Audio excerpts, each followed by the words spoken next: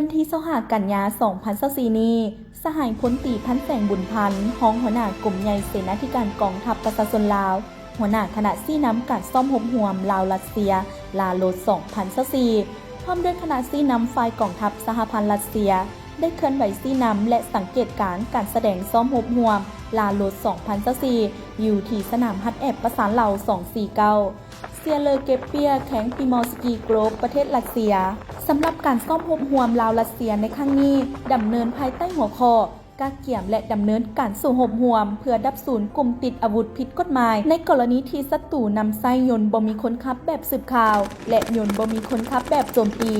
โดยแบ่งเนื้อในออกเป็น2ภาคคือจะตั้งฝึกอบรมและเปลี่ยนบทเรียนจากปฏิบัติการพิเศษและปฏิบัติซ่อมหบหวมตัวจริงภายหลังติดตามการซ่อมหบหวมสหายพลตรีพันแสงบุญพันธ์รองหัวหน้ากรมใหญ่เสนาธิการกองทัพประชาชนลาวได้แสดงความย่องเยาสมเสยต่อคณะรับผิดชอบทุกภาคส่วนที่ได้ตั้งหน้าสุมใส่การอบรมฮัดแอบเป็นสำคัญ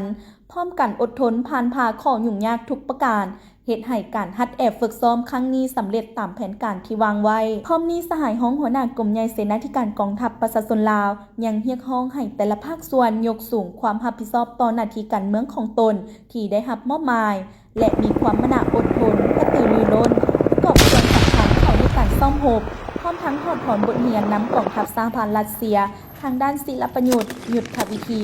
การบุกตีช่วยเหลือเอาตัวประกันและการนำใช้พาหนะอาวุธที่ทันสมัยเพื่อมาปรับปรุงเหล่าหบของตนให้มีความหนักแน่นเข้มแข็งและทันสมัย